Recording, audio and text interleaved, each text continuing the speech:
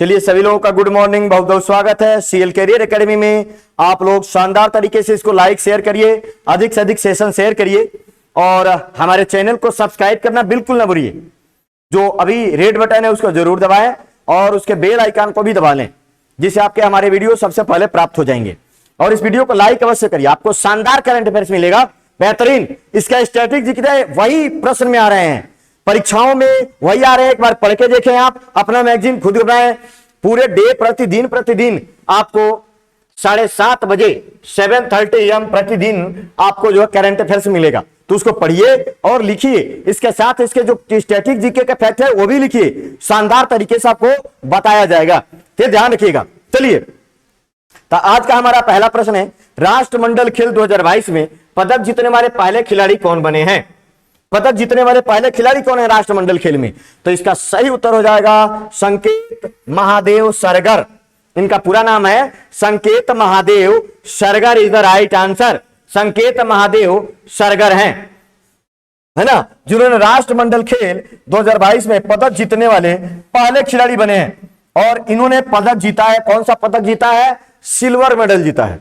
क्या जीता इन्होंने? सिल्वर मेडल जीता। अगर हम बात करें राष्ट्रमंडल खेल, राष्ट्रमंडल खेल कहां हो रहे हैं? राष्ट्रमंडल खेल 2022 कहां हो रहे हैं? बर्मिंघम में हो रहे हैं। बर्मिंघम, जैसा कि मैं कई करंट अफेयर्स में बता चुका हूं, बर्मिंघम इंग्लैंड या आप कह सकते हैं यूके, ब्रिटेन, जहां भी कह लीजिए, बर्मिंघम में हो रहे हैं। और ये कब से कब तक होगा? 28 जुलाई से शुरू है, 28 जुलाई से 8 अगस्त तक होगा।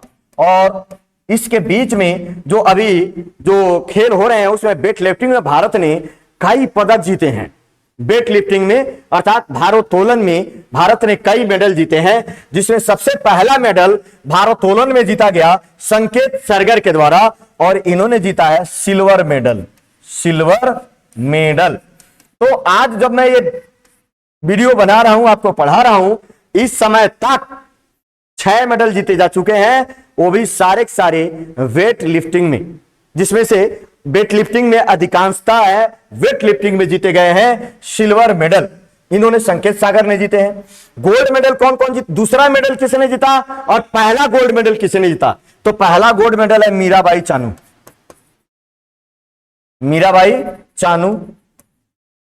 इन्होंने जीता है गोल्ड। और इन्होंने कितने किलोग्राम वेट कैटेगरी में जीता है? तो मीराबाई चानू ने 49 किलोग्राम वेट कैटेगरी में, वेट कैटेगरी का है इनका 49 किलोग्राम वेट कैटेगरी में इन्होंने जीता है, गोल्ड मेडल जीता है। ये याद रखेंगे, गोल्ड मेडल। तो कॉमनवेल्थ में पहला गोल्ड मेडल मीराबाई चानू, ये याद रखना है। अब हम बात करें दूसरे खिलाड़ी की, है ना, तो ये हो जाएगा बिंदिया रानी, 55 किलोग्राम में सिल्वर। बिंदिया रानी इन्होंने कौन सा मेडल जीता? सिल्वर जीता है।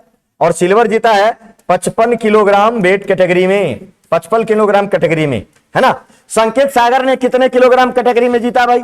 तो संकेत सागर भी 55 किलोग्राम, ये मेल है, 55 केजी वेट कैटेगरी में इन्होंने जीता है। 55 केजी वेट कैटेगरी में क्या जीता? Silver medal. पहला मेडल इन्होंने दिलाया, है ना। दूसरा मेडल गोल्ड मेडल आया और पहला गोल्ड मेडल मीराबाई चानू ने दिलाया। बिंदिया रानी ने सिल्वर मेडल जीता 55 किलोग्राम के वेट कैटेगरी में। जेरेमी लाल रिनुंगा, जेरेमी तीसरा देखें, तीसरा नहीं चौथा हो गया, जेरेमी लाल रिनुंगा, इन्होंने 67 किलोग्राम वेट कैटेगरी में गोल्ड, इन्होंने क्या जीता है? गोल्ड जीता है 67 केजी कैटेगरी में, है ना। और ये हो जाएंगे आपके, ये तो पहले हो गए, इनको पहले रखिए 1, ये हो जाएंगे 2, 3, है ना। यहां पर इसको लिख लो 2, ये हो गया 3, ये हो गया 4। 2 खिलाड़ी और कौन है? तो एक है अचिंता सुली, गुरु राजा पुजारी, 2 हैं। गुरु राजा पुजारी ब्रॉन्ज जीता, गुरु राजा पुजारी इन्होंने जीता है ब्रॉन्ज। और कितने किलोग्राम? 61 केजी वेट कैटेगरी में इन्होंने ब्रॉन्ज जीता है, 61 किलोग्राम वेट कैटेगरी। है ना, 61 किलोग्राम वेट कैटेगरी में इन्होंने जीता है। और एक है अचिंता सुली, अचिंता सुली गोल्ड मेडल, अचिंता सुली इन्होंने क्या जीता है, गोल्ड। तो 3 गोल्ड अब तक आ चुके हैं, गोल्ड जीता है। और कितने किलोग्राम वेट कैटेगरी में इन्होंने जीता है, तो इनकी वेट कैटेगरी है 73, कितने 73 केजी वेट कैटेगरी में। तो देखो 3 गोल्ड मेडल आए हैं, सबसे लास्ट वाला गोल्ड मेडल अभी ये तक है ही है। पहला गोल्ड मेडल मीराबाई चानू, दूसरा गोल्ड मेडल जेरेमी लाल रेनुंगा और अचिंता। 3 गोल्ड मेडल है, 2 सिल्वर मेडल है और 1 ब्रांज मेडल। तो अब तक ये प्रसिद्ध सभी के सभी किस में आए हैं, भारोत्तोलन वेट लिफ्टिंग में आए हैं। तो अभी भी खेल चल रहा है, अभी तो एक गेम है। इस बार शानदार बहुत मेडल जीतने की उम्मीद है, 3 गोल्ड मेडल हो चुका है। तो चलिए इसका उत्तर हो जाएगा संकेत सरगर। सेमीकंडक्टर नीति शुरू करने वाला देश का पहला राज्य कौन बना है, सेमीकंडक्टर नीति। तो सेमीकंडक्टर नीति शुरू करने वाला देश का पहला राज्य है Gujarat. Gujarat is the right answer. Semiconductor नीति शुरू करने वाला पहला राज्य गुजरात है, याद रखेंगे आप लोग। गुजरात सरकार ने अपनी सेमीकंडक्टर नीति की घोषणा की, जिसका मकसद इस क्षेत्र में नए निवेश को आकर्षित करना है ना, नए निवेश आकर्षित करने के लिए, नए निवेश आकर्षित करने के लिए, आकर्षित करने के लिए। तो याद रखेंगे सेमीकंडक्टर नीति की घोषणा करने वाला पहला राज्य बन गया है गुजरात। गुजरात की राजधानी कहां है, गांधीनगर। और गांधीनगर को कहते हैं गिफ्ट सिटी बोला जाता है, इसे गिफ्ट सिटी, याद रखेंगे गिफ्ट सिटी के नाम से जाना जाता है गांधीनगर को। और गुजरात के मुख्यमंत्री कौन है, भूपेंद्र भाई पटेल, भूपेंद्र भाई पटेल हैं, ये भी याद रखेंगे। गुजरात में गिर राष्ट्रीय उद्यान है, ब्लैकबक राष्ट्रीय उद्यान है ना, मरीन राष्ट्रीय उद्यान है। गुजरात, गुजरात का ध्यान रखेंगे, बेहद महत्वपूर्ण प्रश्न। और गुजरात की तट रेखा सबसे लंबी है, सबसे लंबी तट रेखा गुजरात की है, सबसे लंबी तट रेखा जो है गुजरात के, ये भी याद रखेंगे, बेहद महत्वपूर्ण प्रश्न होगा। तो सेमीकंडक्टर नीति। विश्व स्तनपान सप्ताह कब मनाया जाता है, विश्व स्तनपान सप्ताह कब मनाया जाता है। तो विश्व स्तनपान सप्ताह अगस्त के प्रथम सप्ताह को मनाया जाता है, ये ध्यान रखेंगे। और इसके लिए जो है 1 अगस्त से 1 से 7 अगस्त ऐसे लिख सकते हैं, 1 से 7 अगस्त तक मनाया जाएगा, है ना। ये मनाया जाता है अगस्त का पहले सप्ताह में ही मनाया जाता है। तो 1 से अगस्त से 7 अगस्त तक यह मनाया जाता है। तो इसका उत्तर हो जाएगा बी। क्यों भाई, स्तनपान देखो शिशु के लिए कहा जाता है कि मां का दूध सबसे बड़ा वरदान है, और शुरुआत के 6 महीने तो उसको मां का दूध ही पिलाना चाहिए, जिससे क्या होगा, कुपोषण का शिकार जो है बच्चे नहीं होंगे। तो इस तरीके से विश्व स्तनपान सप्ताह जो है मनाया जाता है।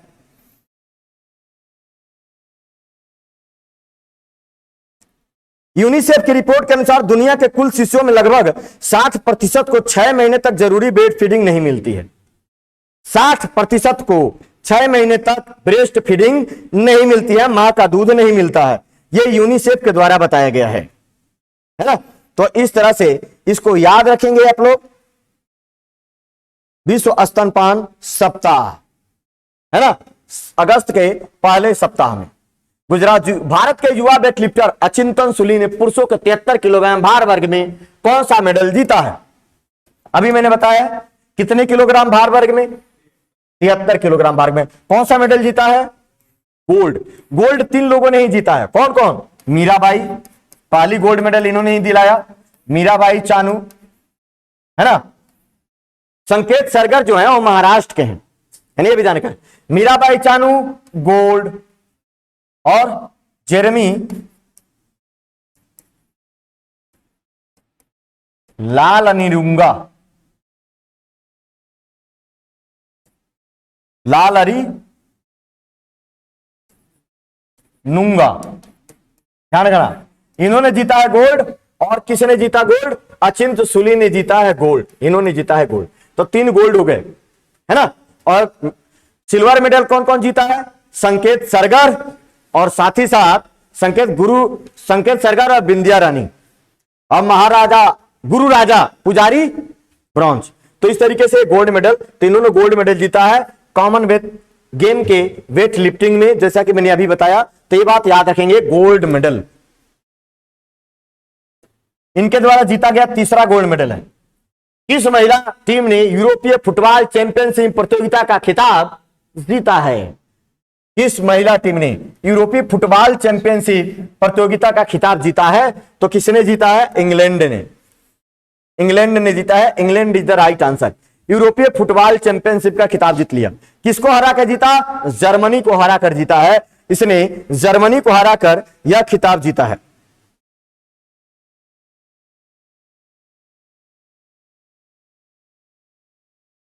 जर्मनी को 2-1 से हराकर महिला यूरोपीय चैंपियन फुटबॉल प्रतियोगिता का खिताब जीत लिया है ना। इंग्लैंड ने जर्मनी को हराकर, जर्मनी को 2-1 से हराकर जीता है।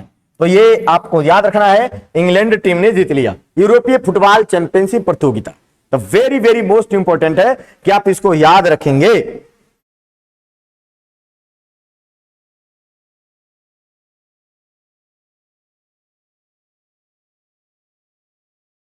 चलिए अगले प्रश्न को देखते हैं। वित्त वर्ष 2022 में भारत में सबसे अधिक एफडीआई से कौन शीर्ष पर है? सबसे अधिक एफडीआई के में कौन शीर्ष पर है? तो इसमें मतलब ये भारत में एफडीआई सबसे ज्यादा किस देश से आया है, यह प्रश्न पूछा जा रहा है। तो सबसे ज्यादा एफडीआई जो आया है वो सिंगापुर से आया है। भारत में सबसे ज्यादा एफडीआई कहां से आया है? सिंगापुर से आया है। तो ये हो जाएगा 1 नंबर। दूसरे नंबर पर आ जाएगा अमेरिका, तीसरे नंबर पर हो जाएगा मॉरिशस। तो भारत में सबसे ज्यादा एफडीआई कहां से आया है? सिंगापुर से। दूसरा सबसे ज्यादा अमेरिका से, तीसरा सबसे ज्यादा मॉरिशस से, है ना। ये आपको याद रखना है। अच्छा, भारत के राज्यों में एफडीआई किसने सबसे ज्यादा प्राप्त किया? किसने सबसे ज्यादा प्राप्त किया? तो इसका उत्तर हो जाएगा पहला कर्नाटक को। सबसे ज्यादा एफडीआई किसको मिला है? कर्नाटक 1 नंबर पर है। कर्नाटक 1 नंबर पर है और कर्नाटक के बाद महाराष्ट्र,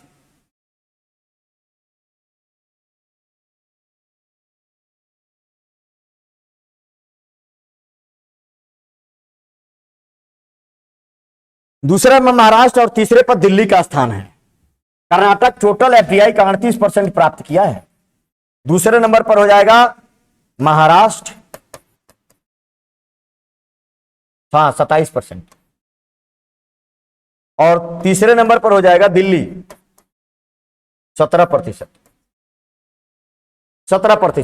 तो इस तरीके से इनको जो है इस तरीके से एफडीआई प्राप्त हुआ है। तो राज्यों में सबसे ज्यादा किसने प्राप्त किया? किस देश से सबसे ज्यादा एफडीआई भारत में आया? ये बात रखना है वर्ष 2022 में तक। क्लियर है? अब देखें दुनिया में सबसे ज्यादा एफडीआई प्राप्त करने वाला देश कौन सा है? अमेरिका। दुनिया में सबसे ज्यादा एफडीआई प्राप्त करने वाला देश अमेरिका है। तो ये सारी बातें आपको याद रखना है। अच्छा, दुनिया में सबसे ज्यादा मनी ऑर्डर से धन प्राप्त करने वाला देश कौन सा है? भारत। कितने? 87 बिलियन डॉलर। हाल ही में सेनाध्यक्ष मनोज पांडे किस देश की यात्रा पर गए हैं? भूटान। सेनाध्यक्ष कौन है भारत के? मनोज पांडे। किस देश की यात्रा पर गए हैं? भूटान की यात्रा पर गए हैं। बेहद महत्वपूर्ण प्रश्न है। भूटान की यात्रा 2 दिनों की यात्रा है। 2 दिनों की यात्रा पर भूटान गए हैं, याद रखना है। भूटान की राजधानी कहां है भाई? भूटान की राजधानी कहां है? अब यह पूछा जाएगा। और भूटान के प्रधानमंत्री कौन है? महाराजा भी होते हैं और प्रधानमंत्री भी होते हैं।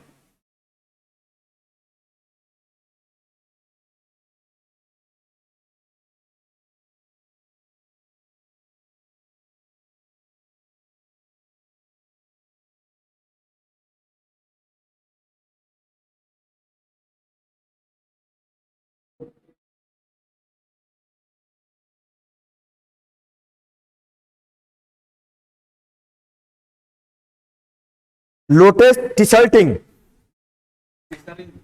लोटे नाम थोड़ा कठिन है इनका। टी शर्टिंग, टी शर्टिंग,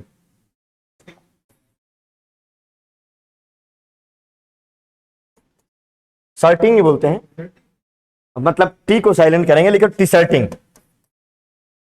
ये है पीएम। मुद्रा क्या है? मुद्रा इसका बड़ा महत्वपूर्ण नाम है। मुद्रा,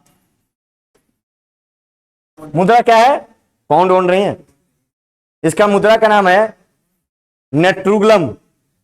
हाँ, इसके मुद्रा का नाम है नेगुलट्रम। नेगुलट्रम,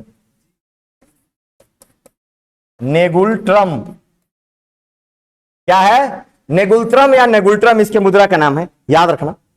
जब पूछा जाए तो आप याद रखेंगे। भूटान, भूटान का एक पड़ोसी देश है भारत का, और भूटान के साथ भारत की सीमा कितने किलोमीटर लगती है बताएं? 699 किलोमीटर। कितना लगता है? 699 किलोमीटर। ये लैंडलॉक्ड कंट्री है एशिया में। चारों तरफ से किस किन देशों से घिरा हुआ है? चीन और भारत से घिरा हुआ है। भूटान से भारत के कौन कौन से राज्य सीमा बनाते हैं जानते हैं आप लोग? सिक्किम और बिहार कहा जाएगा, यूपी भी नहीं जाएगा। अरे वहां से असम, अरुणाचल प्रदेश, सिक्किम और बंगाल। चलिए, विश्व रेंजर दिवस कब मनाते हैं? 31 जुलाई को विश्व रेंजर दिवस। क्यों मनाते हैं भाई विश्व रेंजर दिवस? तो विश्व रेंजर दिवस इसलिए बनाते हैं कि जितने भी सैनिक जो बॉर्डर पर अपना जान दूसरों के लिए गंवाते हैं, उनको श्रद्धांजलि देने के लिए, जो दूसरे की सेवा में लगे रहते हैं, वो रेंजर जो अपनी जान की बाजी लगाकर दूसरों की सेवा, सुरक्षा, इन सब में लगे रहते हैं, उनको श्रद्धांजलि देने के लिए, है ना। देश एवं दूसरों की सेवा में, देश एवं दूसरों की सेवा में अपनी जान गंवाने वाले, अपनी जान गंवाने वाले सैनिकों को श्रद्धांजलि देने के लिए, श्रद्धांजलि देने के लिए, तो ये आप समझ लीजिएगा क्यों किया गया है ना। जो सैनिक या रेंजर, जो भी सिपाही हैं, दूसरों के लिए जान देते हैं, उनको श्रद्धांजलि देने के लिए, उनको याद करने के लिए, है ना। इनको दुनिया में विश्व रेंजर दिवस मनाया जाता है 31 जुलाई को प्रतिवर्ष। हाल ही में ताड़ के तेल को बढ़ावा देने के लिए भारत और किस देश की इकाइयों ने क्या किया है? एक समझौता किया है। ताड़ के तेल, ताड़ समझ लो आप, जहां से ताड़ी निकलती है ना। ताड़ के तेल को बढ़ावा देने के लिए, है ना, ये जो है मलेशिया के साथ, इसका उत्तर हो जाएगा मलेशिया। मलेशिया के साथ ताड़ के तेल को बढ़ावा देने के लिए, है ना। मलेशिया से पाम ऑयल का भी आयात होता है। पाम ऑयल, पाम ऑयल का भी आयात, पाम ऑयल का भी आयात होता है। हाँ, इसी को आग बरसाने वाले पेड़ भी पाम को बोलते हैं। आग बरसाने वाला पेड़, बहुत सही कहा। हाँ, ये सुनने में अजीब लगता है ना, आग बरसाने वाला पेड़। देखो ये ऐसे ऐसे प्रश्न कई बार एग्जाम में आ जाते हैं, हर एक समय नहीं आते, लेकिन कभी कभी झटके में आ जाएगा। झटके में ये लोग झटका खा जाते हैं। आग बरसाने वाले, है ना, पाम ऑयल। तो पाम तेल जो है, जो तेलों में मिलावट किया जाता है, और खास करके पाम तेल का इस्तेमाल क्यों कहाँ करते हैं? बालों में लगाने वाले तेल, औरतों के बहुत सारे कॉस्मेटिक्स में इसका प्रयोग होता है। खाने में भी इस्तेमाल कर लेते हैं, खाने में भी मिलावट कर लेते हैं, लेकिन इसका ज्यादा सेवन ठीक नहीं होता, रिफाइन के रूप में इस्तेमाल होता है। तो मलेशिया के साथ ताड़ के तेल की लिए किया गया। मलेशिया की राजधानी कहां है? कुआलालंपुर। कहां है? कुआलालंपुर है। और यह आसियान का देश है, आसियान का सदस्य है। किसका सदस्य है? आसियान का सदस्य है, ध्यान रखना। मलेशिया और किस एशिया में आता है? और एशिया में भी साउथ ईस्ट एशिया, दक्षिण पूर्व एशिया में, दक्षिण पूर्व एशिया में आता है मलेशिया। ये जितने हैं सब दक्षिण पूर्व में। किस देश ने मुद्रास्फीति से निपटने के लिए मुद्रा के रूप में सोने के सिक्के क्या किए हैं? लॉन्च किए हैं। सोने के सिक्के लॉन्च किए हैं। बताओ, वहां मुद्रा भाई नहीं चलेगा, सीधे सोने का सिक्का चलेगा। मतलब जैसे आप 10-15 कॉइन लेके घूमते हैं, वैसे 10-15 सोने के सिक्के लेके घूमेंगे आप, 20 सोने के सिक्के लेके घूमेंगे, बाजार में जाएंगे, देंगे। मुद्रा किससे निपटने के लिए? मुद्रास्फीति मतलब महंगाई। यही जिम्बाब्वे है जिसका मुद्रा जो है लगभग इतना गिर गया था 10, 11, 12 के आसपास, तो वहां 10,000 में 2 अंडे मिलते थे, इतनी मुद्रा गिर गए थे। बिल्कुल मुद्रा की कोई वैल्यू नहीं। जब महंगाई हो जाती है तो मुद्रा की वैल्यू नहीं रहती, सामानों की वैल्यू बढ़ जाती है। अगर आलू 1000 रुपए किलो हो जाए तो पैसे की वैल्यू ज्यादा है आलू की 1 किलो आलू 1000 रुपए। अगर आपको 10 किलो आलू लेना है तो आपको 10,000 रुपए ले जाना पड़ेगा, और बहुत सारा सामान लेके आना है। मान लो आपको शादी विवाह का सामान खरीदना है, तो अब तो हमें लग रहा है कि झोरे में बड़े अच्छे सजा के ले जाएंगे। एक झोला क्या है ये? रुपया। तो ये किया है जिम्बाब्वे ने। किसने किया है? जिम्बाब्वे मुद्रा से अपने लिए मुद्रा किसके? सोने के सिक्के जारी किए उसने, है ना। बहुत ही शानदार और उतना ही महत्वपूर्ण प्रश्न है। मुद्रास्फीति से निपटने के लिए जिम्बाब्वे जो है ये एक अफ्रीकी देश है। क्या देश है? अफ्रीकी देश है। तंजानिया के पास है। अफ्रीका की सबसे ऊंची चोटी क्या है? किलिमंजारो। तंजानिया में, और कुछ बाद जिम्बाब्वे। अब देखो जिम्बाब्वे की राजधानी कहां है? हरारे राजधानी है। राजधानी कहां है? हरारे। एक तरीके से गरीब देश है, और यहां पर अब मुद्रा की जगह क्या करेंगे? सोने के सिक्के जारी करेंगे, है ना। ये बिल्कुल सही जवाब। हाल ही में किस देश में हान कुआन सैन्य अभ्यास 2022 आयोजित किया गया है? किस देश में हान कुआन सैन्य अभ्यास? तभी हान कुआन सैन्य अभ्यास जो है ताइवान में। कहां किया गया? Taiwan. Taiwan is the right answer.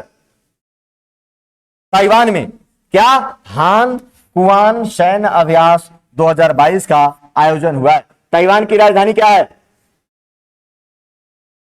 इसको चीन वाले बोलते हैं चीनी ताइपे। इसकी राजधानी क्या है? ताइपे। चीनी ताइपे कह सकते हैं, चीनी ताइपे। चीन इसको अलग देश नहीं मानता, ताइपे कहो या चीनी ताइपे कहो, चीन इसको अलग देश नहीं मानता। चीन अपना ही अंग मानता है, लेकिन दुनिया, भारत, अमेरिका वाले सब इसको देश मानते हैं, है ना। देश घोषित कर दिया है। ताइवान का जो पूरा नाम है उसका नाम है फार्मोसा। फार्मोसा था। 1971 तक यही संयुक्त राष्ट्र सुरक्षा परिषद में क्या था? सिक्योरिटी काउंसिल का सदस्य था। जानबूझकर चीन को न रख के इसको रखा गया था। लेकिन अगर भैंस पानी में गोबर करेगी तो कब तक नीचे रहेगा वो? उसको तो ऊपर आना ही है। तो एक दिन ऊपर आया, इसको उन्हीं लोगों ने हटा के चीन को ले आए। तो ध्यान रखना, ये जो है कहां है? इसकी स्थिति क्या है? दक्षिणी चीन सागर में। कहां है? आप स्थिति देखिए, दक्षिणी चीन सागर, साउथ चाइना सी, है ना। ताइवान, यही ताइवान है। यहां पर एक सैन्य कुआन अभ्यास हुआ है। चलिए, हाल ही में किस राज्य सरकार ने मुख्यमंत्री सारथी योजना शुरू की? क्या शुरू किया है? मुख्यमंत्री सारथी योजना। किसने? झारखंड की सरकार। सही जवाब।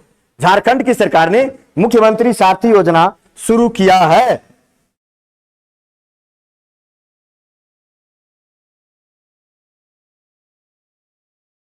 मुख्यमंत्री सारथी योजना झारखंड की सरकार के द्वारा शुरू किया गया है, जो जिस प्रकार से लोगों में जागरूकता, अवेयरनेस और उनको योजनाओं का लाभ पहुंचाने के लिए। किस लिए? योजनाओं का लाभ पहुंचाने के लिए मुख्यमंत्री सारथी योजना। झारखंड की राजधानी कहां है? रांची है। झारखंड की राजधानी रांची है। मुख्यमंत्री कौन है? हेमंत सोरेन। हेमंत सोरेन है। और झारखंड के मुख्य राज्यपाल कौन है? रमेश बैस। क्या नाम है? रमेश बैस। लेकिन हेमंत सोरेन को जरूर ध्यान रखिएगा, इसकी राजधानी रांची या कर्क रेखा पर है। कहां है? कर्क रेखा पर। ये एक आपसे प्रश्न हो जाएगा, है ना। झारखंड का गठन कब हुआ? सन 2000 ईस्वी में। कब? 15 नवंबर 2000 को झारखंड का गठन हुआ। किससे अलग करके? बिहार से अलग करके। बिहार से अलग करके इसका गठन किया गया। तो यह बात भी आपको याद रखना है। झारखंड कोयले का रिजर्व सबसे ज्यादा है। कोयला भंडार के मामले में क्या है? ये नंबर 1 है ना। उत्पादन में तीसरे नंबर पर है, लेकिन कोयले के भंडार में झारखंड में कोयला, लौह अयस्क, उसके अलावा जो है अवरत, ये सबके बहुत सारे भंडार यहाँ पाते हैं। इसी में छोटा नागपुर का पठार, क्या है? छोटा नागपुर का पठार, जिसको कहा जाता है, इसको कहा जाता है भारत का रूर, है ना। और बहुत ही किसको खनिज पेटी के नाम से जाना जाता है, बहुत ज्यादा खनिज पाया जाता है। छोटा नागपुर का जो पठार है इसको क्या बोलते हैं? भारत का रूर कहा जाता है। रूर का है जर्मनी में, जो कोयले और लौह के लिए फेमस है। इसी तरीके से झारखंड का छोटा नागपुर पठार भी कोयले और लौह के लिए प्रसिद्ध है। कौन सा बिस्कुट ब्रांड पिछले 10 सालों में भारत का नंबर 1 एफएमसीजी ब्रांड बना है? पिछले 10 सालों से नंबर 1 बिस्कुट ब्रांड पार्ले जी, है ना। बिल्कुल सही जवाब है पार्ले जी, पार्ले जी, है ना। याद रखना पार्ले जी, बिस्कुट को भी जी कहना पड़ता है। पिछले 10 सालों से भारत का नंबर 1 एफएमसीजी ब्रांड। एफएमसीजी का पूरा नाम क्या है? फास्ट मूविंग कंज्यूमर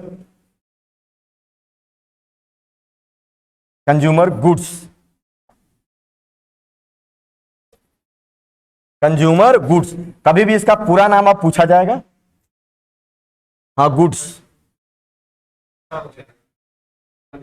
बिल्कुल, वस्तु, thing, fast moving consumer goods, FMCG का ये पूरा नाम है, आप याद रखेंगे। और जितने भी ये खाने पीने वाले तेल तूले लगाने वाली चीजें होती है ना, जो एकदम फास्ट, दुनिया जनता जो है बिल्कुल दीमक के जैसे खा जाते हैं, सब फास्ट मूविंग है। इनको इनकी एक्सपायरी डेट भी बहुत क्या रहती है, कमी रहती है। ज्यादा जल्दी नहीं खाया तो ये गया। तो जितने खाने पीने बालों में लगाने सब है, सब एफएमसीजी प्रोडक्ट है, साबुन तेल cream, fast moving consumer goods. तब पार्ले जी पिछले 10 सालों में भारत का नंबर 1 ब्रांड है ना। याद रखना पार्ले जी, आज से 82 साल पहले इसकी शुरुआत हुई थी, लगभग 1937-38 के समय में शुरुआत हुई थी, है ना। तो इसके बाद पार्ले जी नंबर 1 बिस्कुट। किस राज्य में खेड़ मेला आयोजित किया जाता है? खेड़ मेला कभी सुना? हरियाणा में खेड़ मेला कि नहीं? खेड़ मेला कभी सुना आप लोगों ने? हरियाणा में ऐसे ऐसे मेला परीक्षाओं में, ऐसे ऐसे जनजातियां ये सब परीक्षाओं में आजकल आ रहे हैं, है ना। जलप्रपातों का, जैसे एलिफेंटा जलप्रपात अभी परीक्षा में आया था। एलिफेंटा जलप्रपात कहाँ है? मेघालय में है, शिलांग से 12 किलोमीटर की दूरी पर है एलिफेंटा जलप्रपात, है ना। अंग्रेजों ने नाम रखा था उसका। वो एक पहाड़ी पर था, तो पहाड़ी क्या हुआ, भूकंप आने से धस धुस गया। वो दिखता, देखने में हाथी जैसे दिखता है, इसीलिए उसका नाम रख दिया गया है एलिफेंटा जलप्रपात। कहाँ है? शिलांग मेघालय। और खेड़ मेला लगता है पंजाब में। कहाँ लगता है? पंजाब में खेड़ मेला आयोजित किया जाता है, अभी कुछ दिन पहले आयोजित किया गया। तो बेहद महत्वपूर्ण प्रश्न होगा, खेड़ मेला पंजाब में। पंजाब की राजधानी चंडीगढ़, हरियाणा की भी राजधानी है। सीएम कौन है भाई? भगवंत मान वहां के सीएम है, ये याद रखना है। पंजाब जो है ना, 1966 में इसका पुनर्गठन हुआ, है ना। पंजाब का पुनर्गठन कब हुआ? 1966 में। वहां से हरियाणा राज्य निकाला गया, तो पंजाब का पुनर्गठन करके हरियाणा राज्य बनाया गया। याद रखें, पंजाब नाम के ऊपर 5 नदियों के कारण। कौन कौन सी नदियां? सतलुज, रावी, ब्यास, चेनाब और झेलम। 5 नदियां इधर के क्षेत्र से होकर गुजरती है, इनके क्षेत्रों से होकर गुजरती है, इसीलिए पंजाब का नाम दिया गया है। हाल ही में भारत में 11वीं कृषि संगणना का शुभारंभ हो गया। 11वीं कृषि संगणना शुभारंभ हुआ है। किसने किया है? तो इसकी शुभारंभ कर दिया नरेंद्र सिंह तोमर। कौन है? कृषि मंत्री नरेंद्र सिंह तोमर, कृषि मंत्री ने क्या कर दिया? इसका शुभारंभ कर दिया। तो वेरी वेरी मोस्ट इंपॉर्टेंट प्रश्न है। और इस जैसे नई कृषि संगणना होगी, पूरी होगी, हम इस पूरे कृषि संगणना के बारे में बताएंगे। लेकिन इसका शुभारंभ हो गया। और कौन सा नंबर की गणना है? कृषि गणना 11वें नंबर की कृषि गणना है। तो बेहद महत्वपूर्ण प्रश्न है, ये बातें याद रखिएगा। चलिए इसके बारे में हम आगे फिर बताएंगे, इस कृषि संगणना के बारे में। जब ये पूरा हो जाएगा उसके समय डिटेल में एक वीडियो बनाऊंगा। चलिए पढ़ते रहिए, राष्ट्रमंडल खेल दिखते रहिए। सभी लोगों का बहुत बहुत धन्यवाद जुड़ने के लिए। जय हिंद, जय भारत।